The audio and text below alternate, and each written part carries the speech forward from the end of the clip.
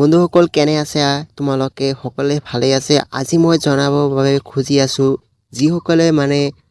matric বা মাধ্যমিক পৰীক্ষা পাছ কৰি মানে উচ্চ মাধ্যমিক বা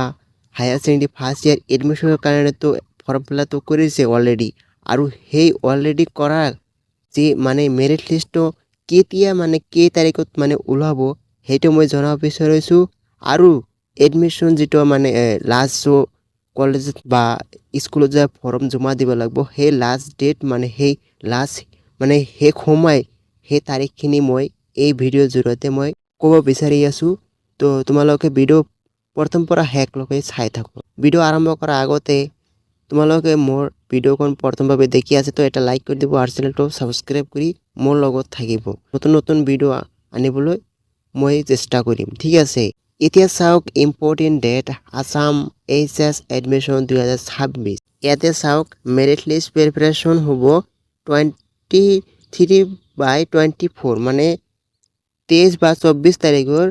মানে প্ৰিপাৰেচন হ'ব মেৰিট লিষ্ট ঠিক আছে মানে মেৰিট লিষ্ট মানে গোটেই মানে এটো মানে ঠিক ঠাক কৰিব মানে মেৰিট লিষ্টে মানে অহাকালি মানে মেৰিট লিষ্ট ওলাব তাৰ আগতে মানে ঠিক ঠাক কৰি ল'ব ঠিক আছে আৰু মেৰিট লিষ্ট পাবলিশ্যন হ'ব মানে 25 মানে 25 এপ্ৰিলতো মেৰিট লিষ্ট ওলাব আৰু মানে মেৰিট লিষ্ট ওলাৰ পিছতে এডমিশন একসেপ্ট হ'ব মানে 25 পৰা 27 এপ্ৰিললৈকে